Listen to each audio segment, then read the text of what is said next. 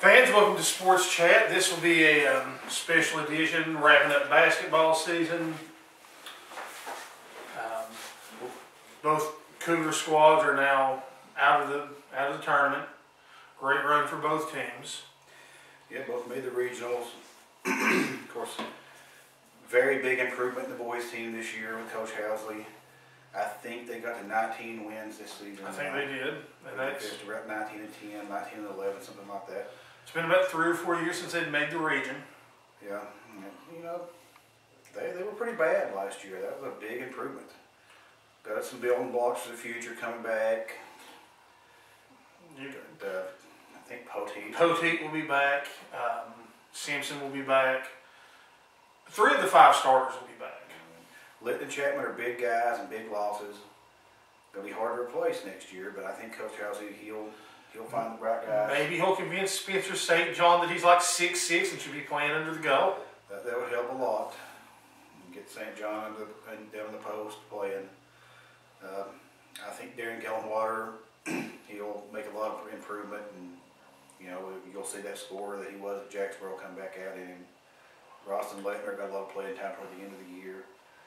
Look for him to do some better things. And of course, Trey Torres, just outstanding freshman season. Probably, if they have an all-district freshman team, he was surely been on. I'm not sure if they have one or not. Not that I know of. But he was very good freshman this year. They have he's quickly laying the foundation. And there's some people that are looking to play basketball now that didn't play too. Yeah. Campbell County's outstanding linebacker Nick Bailey pretty much said he wants to play basketball now, and he'll probably be the first to tell you that as a basketball player he's a pretty good linebacker.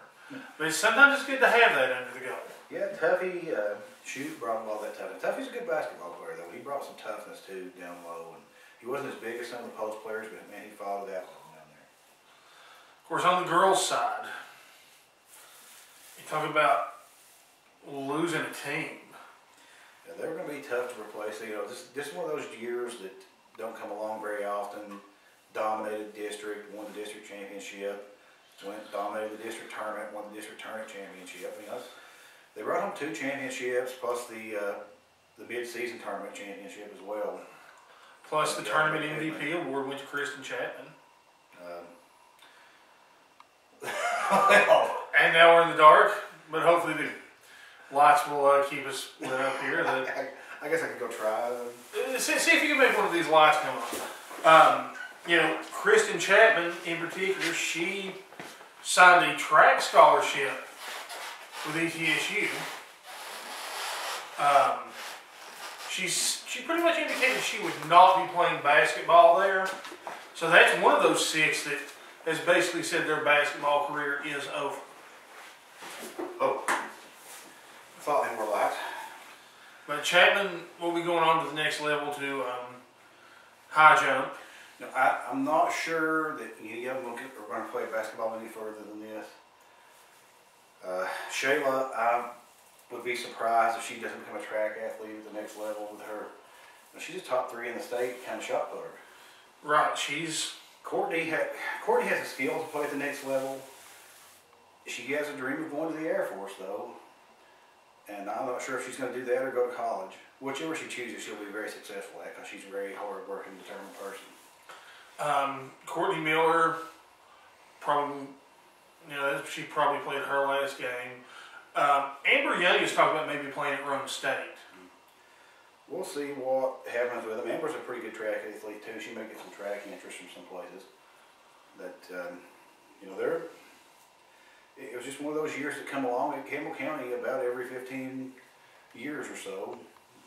The girls' team is that good, and they were good. They were great. It was Brian Browning's most successful coaching season by, I think they won 26 or 27 games. So yeah. Pretty much quite managed to 20 wins before this year. Pretty much matches Sherry Chapman's best year. So, it was good. You got 4 years of those girls. Maria Faust, I'm not sure what her plans are. She may be able to play at the next level. She has, as strange as this seems, and I don't know much about Maria outside of basketball, But you know, the one school I've heard mentioned around Maria Faust is Dartmouth. Now, she can go to an Ivy League school, and she's going to have a very successful life ahead of her, no matter what. So, you know, like I said, I don't know. I expect, you know, of course, Coach Chapman is very good to keep in touch with me about signings. You know, we had Bryce Roach and Corey Martin sign golf scholarships this week, too. You know, Walter State to play golf, a good junior college golf program that places a lot of golfers in big Division I programs. There's a guy from here, Michael Laverdier. I'm pretty sure he's a golf pro at a pretty good-sized country club in Ohio right now. He went to Walter State's golf program. It's a good program to get into. You know, Josh Jeffers played there. He's a golf pro in Florida now. If you can make your whole career as a golf pro, you're doing all right in life. It's really good work if you can get it. Time for the spring sports to kick off. Of course, baseball, softball. You have your scrimmages starting up. And tomorrow is actually the first tennis match. tomorrow at J. Frank White. It's not a bad drive. You know, 30 minutes up the valley. Good shot to the Oasis. You know, or go to Millsboro, eat somewhere nice. There's a gondolier up there. Go support these kids. Got some really good tennis players. I understand Weston Brown and Jake Miller could see some pretty good action as far as postseason goes. Good players. You know, tennis is not a bad sport to watch. But, you know, springtime, you know, I know it's still late winter, but the spring sports get started early. Probably some track meets coming up here in the next few weeks. The track jamboree, I want to say, is maybe the 6th of March. I've got a schedule. I know there's some practice meets around the 6th. Of course, the 14th, I want to say, is the first home baseball game. And right around that same time is the first home softball game.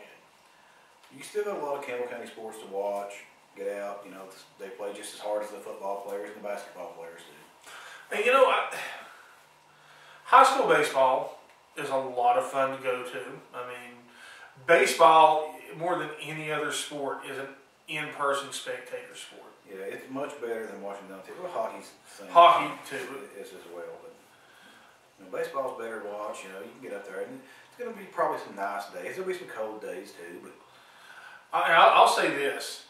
Baseball has by far and away the best concession stand of any sport in the county.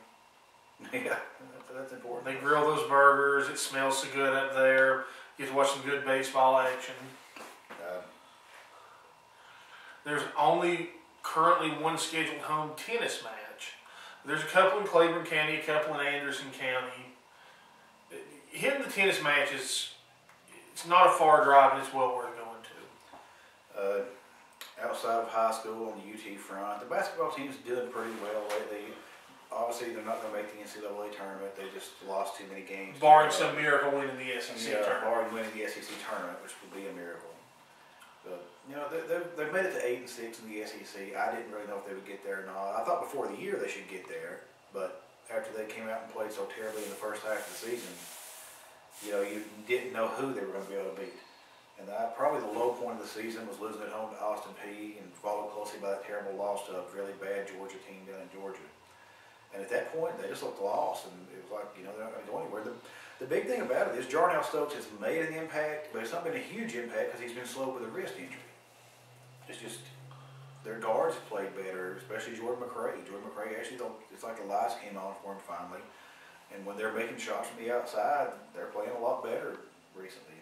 They played kind of bad yesterday against South Carolina, still won the game on the road, though. But they got a good shot of finishing with 9 or maybe 10 SEC wins. And, you know, taking that chance in the tournament. You know, bad teams have won the tournament before. Do you think if they go to the NCAA, they go to the NIT? I would say that there's a good shot if they can finish with probably 10 SEC wins that they're going to make the NIT. The NIT is not as easy to get into as it used to be. They have a selection committee and everything. They actually look at how well. They used to just sort of, well, that team, you know, it's got a big name, we'll put it in. But you get 32 teams in the NIT, so you got 68 in the NCAA tournament. So surely Tennessee, I would think, would be considered one of the 110 best teams in the country. And you know, they could lose out though, and that would make it tough to get in. But with the way they're playing now, if they keep this level up over the next few weeks, they should be able to make it in. The Lady Vols struggling mightily. Yeah.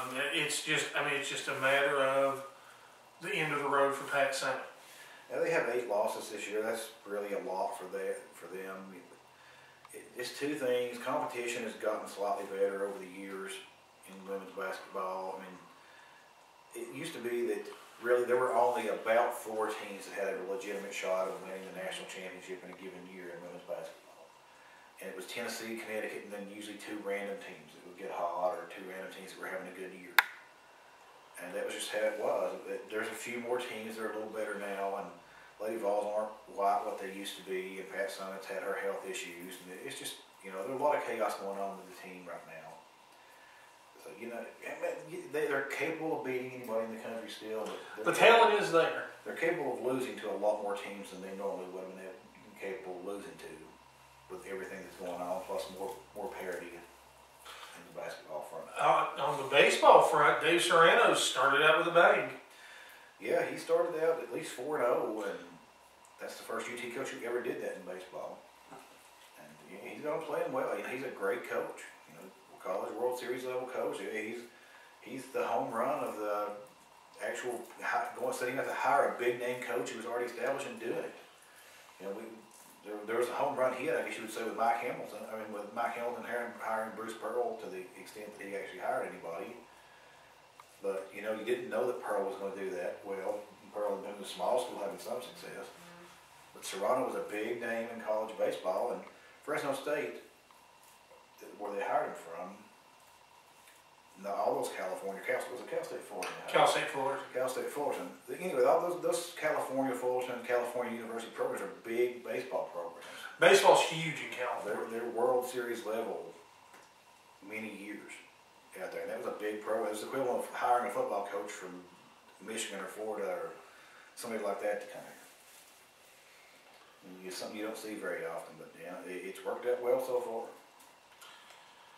Well, fans, we're going to call this a very quick episode of Sports Chat. We'll be back next week. Hopefully we'll see you at the tennis match sometime this week, Monday, Tuesday, and Wednesday.